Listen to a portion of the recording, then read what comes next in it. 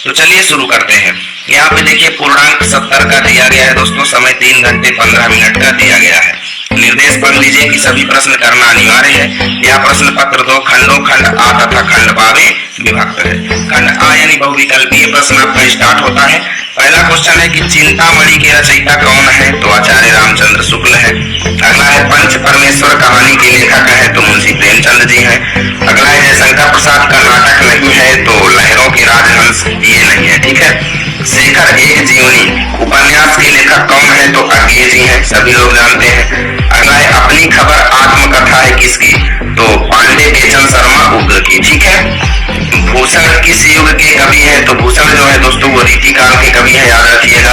अगला है ललित ललाम रचना किसकी है, तो ललित ललाम मतीराम की रचना है, ठीक है। चलते हैं अगले पेज पर और सभी क्वेश्चंस को देखते हैं। तो अगला क्वेश्चन है कि यशोधरा किसकी रचना है, तो मैथिली शरण गुप्त की है यशोधरा द्वापर सिद्धराज, ठीक है।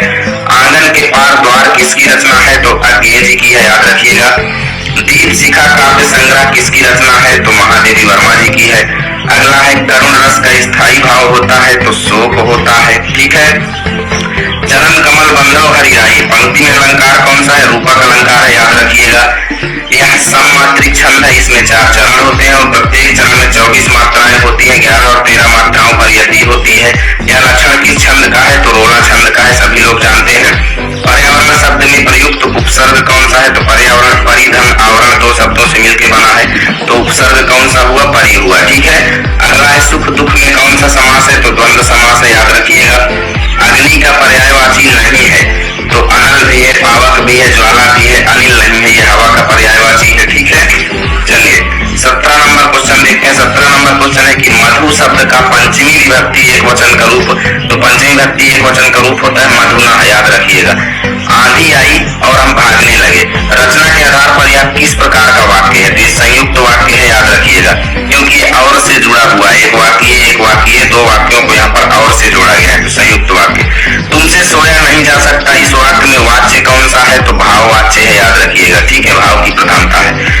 योगी का तद्भव शब्द क्या है, तो जोगी होगा योगी का तद्भव, ठीक है। चलिए खंड बा वर्णनात्मक प्रश्न स्टार्ट होते हैं और एक एक क्वेश्चन को मैं अच्छे से बताऊंगा, बस आप सभी लोग ध्यान से देखते रहें। तो निम्नलिखित गद्यांश पर आधारित दिए गए प्रश्नों का उत्तर आपको देना है। 6 अंक इसमें मिलेंगे। इसके नीचे 3 प्रश्न दिए गए हैं और प्रत्येक प्रश्न 2-2 नंबर का है, ठीक है। टोटल 6 नंबर का ये गद्यांश है। तो अश्वारोही पास आया, ममता ने रुक रुक कर कहा, तो पहले ही पता चल गया किस चैप्टर का है, ममता चैप्टर का।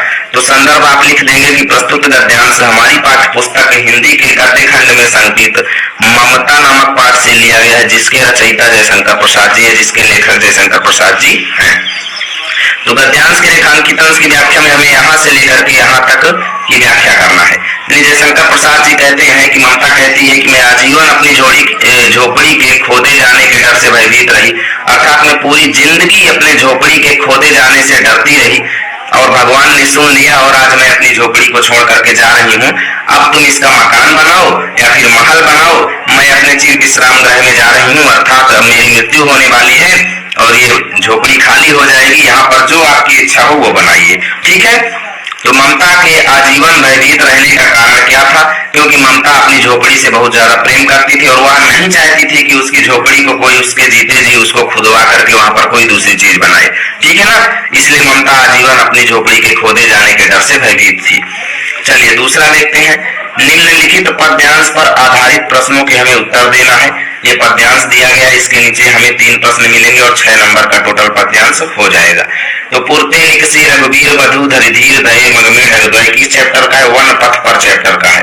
तो संदर्भ में लिखेंगे कि प्रस्तुत पद्यांश हमारी पाठ्य पुस्तक हिंदी के काव्य खंड में संकलित वन पथ पर नामक चैप्टर से लिया गया है, जिसके रचयिता गोस्वामी तुलसीदास जी है, याद रखिएगा, ठीक है। तो श्री राम के नेत्रों में आंसू क्यों आ गए, तो यहाँ पे लिखा हुआ है कि यहाँ पर आप पढ़ते चले जाएंगे, तियकी लखी आतुरता पिए की, अर्थात अपने पत्नी की व्याकुलता को देख करके श्री राम जी के चरणों में। पद्यांश के रेखांकित अंश में कौन सा अलंकार है, तो हम रेखांकित अंश देख लेते हैं।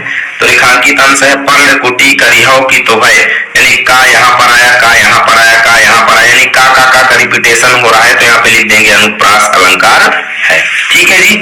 चलिए आगे देखते हैं। तीसरा क्वेश्चन है कि निम्नलिखित संस्कृत गद्यांश का संदर्भ सहित हिंदी में अनुवाद करिए, 5 अंक आपको मिल जाए। ठीक है, तो देख लेते हैं। नागरिका बहुकालम यावत यानी प्रबुद्धो ग्रामीण चैप्टर का है, सभी लोग जानते हैं, तो संदर्भ वगैरह मैं नहीं बताऊंगा, आप लिख लीजिएगा, मैं 2 बार बता चुका हूं। ठीक है, तो नागरिक बहुत देर तक सोचता रहा परंतु पहेली का उत्तर देने में समर्थ नहीं हुआ, अतः उसने ग्रामीणवासी से बोला, मैं इस पहेली का उत्तर नहीं जानता हूँ। यह सुनकर कई ग्रामीण व्यक्ति बोला, यदि आप उत्तर नहीं जानते हैं तो 10 रुपए दीजिए।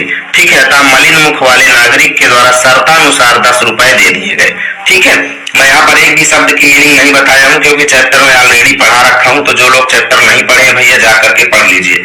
यहाँ पर हम चैप्टर पढ़ाने लगेंगे तो बहुत ज्यादा टाइम लगेगा, है ना। चलिए यहाँ पर अगला क्वेश्चन देखते हैं। दिए गए संस्कृत पद्यांश का संदर्भ सहित हिंदी में अनुवाद करिए और यहाँ पर भी आपको 5 अंक मिल जाएंगे। न वै ताड़नाद तापनाद बहिनी मध्य न वै विक्रिया क्लिश्यमानो अहमस्मि सुवर्णस्य में मुख्य दुखम तदे एकम यतो माम जनाम गुंजया तोलयंती। तो सोना कहता है ना तो मुझे तपाने से दुख है, ना ही मुझे पीटने से दुख है। ठीक है, और ना ही मुझे आप आग के मध्य में रख देते हैं तब दुख है, और ना ही मुझे आप बेच देते हैं, इससे भी मुझको दुख नहीं है। सोना कहता है कि मुझे बस मुख्य एक ही दुख है, यह है कि लोग मुझे रत्ती से तौलते हैं। किससे तौलते हैं? रत्ती से। सोना कहता है बस मुझे इसी चीज का दुख है। ठीक है, हिंदी अनुवाद आप लिख देंगे। किस चैप्टर का लिया गया है? तो ये अन्योक्ति विलासा से लिया गया है, सभी लोग जानते होंगे। ठीक है, चलिए 5वां क्वेश्चन है कि अपने पठित खंड काव्य के प्रमुख पात्र का चरित्र चित्रण करें, यानी जो खंड काव्य आपके सिलेबस में हो उसका चरित्र चित्रण यहाँ पर मुख्य पात्र का चरित्र चित्रण करना है।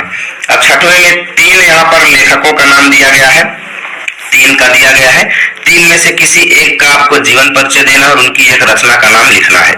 आचार्य रामचंद्र शुक्ल, भगवत शरण उपाध्याय, जयशंकर प्रसाद। ठीक है, यहाँ पर ये टाइपिंग मिस्टेक है, याद रखिएगा, 5 अंक आपको मिलेंगे। ऐसे ही 3 कवियों का नाम दिया गया है, किसी एक कवि का जीवन परिचय और रचना लिखनी है, गोस्वामी तुलसीदास, रसखान जी और सुमित्रानंदन पंत। 7वां क्वेश्चन है कि अपनी पाठ्य पुस्तक से कंठस्थ किया हुआ कोई एक श्लोक लिखो जो इस पेपर में ना आया हो, यानी एक श्लोक लिखना है जो इस पेपर में आया ही ना हो। ठीक है, यानी आप इसको नहीं लिख सकते, याद रखिएगा, आपको कोई दूसरा लिखना पड़ेगा अनिवार्य संस्कृत से याद करके। 8वां है कि अपने विद्यालय के प्रधानाचार्य से चरित्र प्रमाण पत्र बनवाने के लिए प्रार्थना पत्र लिखो, 4 अंक आपको मिलेंगे। ठीक है, 9वां है निम्न प्रश्नों के उत्तर आपको संस्कृत में देना है। तो वीरः केन पूज्यते, तो वीरः वीरेण पूज्यते, याद रखिएगा, आपको लिख देना है वीरः वीरेण पूज्यते। ठीक है, 1 अंक आपको मिल जाएगा। अगला है पदेन बिना किम दूरम याति, यानी पैरों के बिना कौन दूर तक जाता है, तो पत्रम। ठीक है, ये आपका उत्तर हो गया। 10वां क्वेश्चन है कि निम्न विषयों में से किसी एक विषय पर आपको निबंध लिखना है दोस्तों, देश प्रेम पर या फिर आतंकवाद की समस्या और समाधान पर। यहाँ पर 2 ही दिए गए हैं, कई पेपर में यहाँ पर 4-4 दे देता है, 4 में से किसी एक पर लिखना होता है। ठीक है, तो यहाँ से दोस्तों